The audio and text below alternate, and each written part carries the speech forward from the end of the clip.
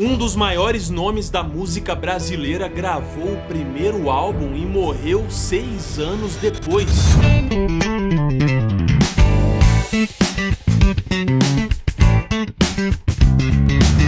Mas esses poucos 6 anos de carreira foram suficientes para transformar esse cara numa lenda. O avô desse cara foi cozinheiro do presidente da república, morava no palácio e trabalhava diretamente com o presidente. E ele era o primeiro neto, o avô só vestia ele nos panos. Criancinha usava terno de linho, sapatos de alta qualidade e chapéu. Também o menino vivia brincando ali no palácio da presidência, tinha que estar bem alinhado.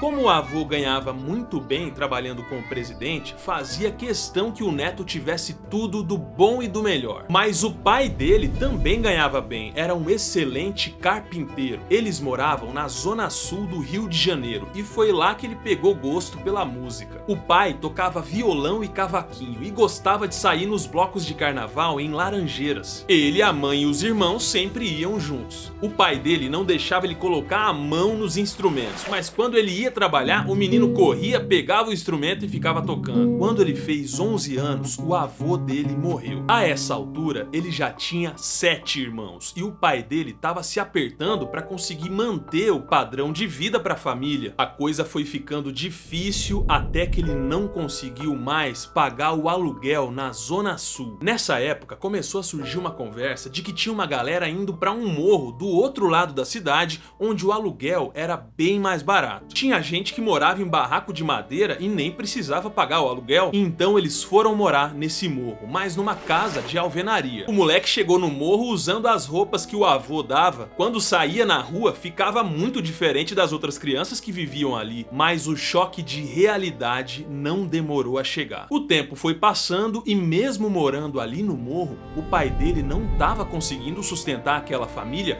com 9 bocas para alimentar. Ele era o filho mais velho e o pai colocou ele logo para trabalhar com 11 anos numa gráfica. E à noite o pai dele ainda colocou ele para estudar. No final do ano descobriu que o moleque tinha reprovado por falta. O pai deixava ele na sala de aula todos os dias e buscava, mas assim que o pai saía, ele vazava, ia bater perna na rua e voltava quando o pai vinha para buscar. Aí o pai dele expulsou ele de casa. O menino foi viver na rua, mas a mãe implorou para que ele voltasse e o pai deixou ele voltar. Nessa época, ele começou a entrosar com a molecada do morro e com a galera da música. Aí ele resolveu parar de trabalhar na gráfica e foi ser servente de pedreiro. Ele andava na rua e achava legal aqueles caras trabalhando nos andaimes e mexendo com a mulherada lá embaixo. Ele pensou que pudesse ser um trabalho divertido, mas no primeiro dia ele já ficou muito incomodado porque o cabelo dele tava todo sujo de cimento. Ele tinha que dar um jeito nisso. O jeito que ele encontrou para resolver esse problema fez ele ganhar um apelido dos colegas de obra,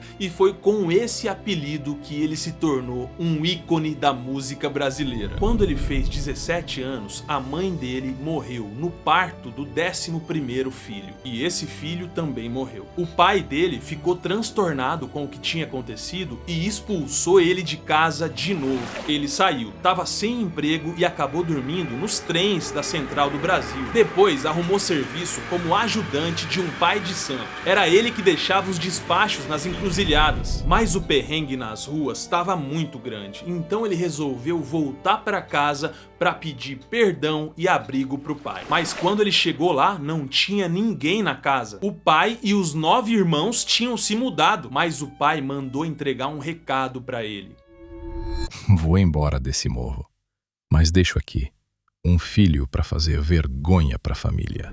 Com 17 anos, o neto preferido do cozinheiro do presidente estava sem pai, sem mãe e sem lugar para morar. Algum tempo depois, ele conseguiu alugar um barraco e foi levando a vida com os bicos que ele fazia. Ele e os amigos do morro que gostavam de música queriam entrar num bloco de carnaval, mas para entrar num bloco de carnaval tinha que ter profissão definida e reputação ilibada. Gente que vivia de bico igual eles não podia entrar. Cansados dessa dessa rejeição, eles resolveram montar o próprio bloco de carnaval. Nem sabiam que estava entrando pra história. E aí começaram a fazer as próprias músicas. E as músicas que ele fazia começaram a se destacar. Até nos carnavais fora do morro estavam tocando elas. Até que ele se tornou um compositor de verdade. Um monte de artista queria gravar músicas dele. Sobreviveu muitos anos assim, compondo músicas pros outros e cantando no rádio. Ele já estava casado nessa época, até que a esposa dele morreu do coração.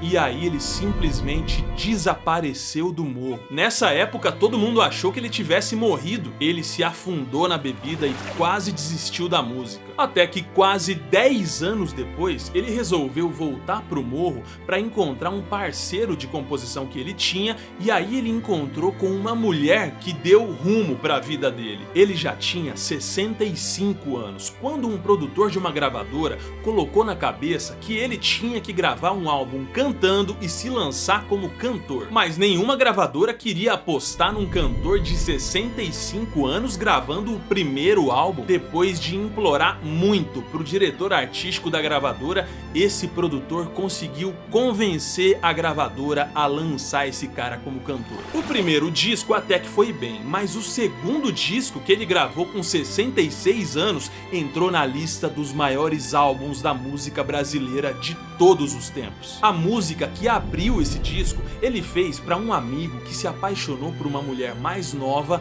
montou uma casa para ela e foi abandonado logo depois. Ouça-me bem, amor, preste atenção, o mundo é um moinho, vai triturar teus sonhos tão mesquinhos.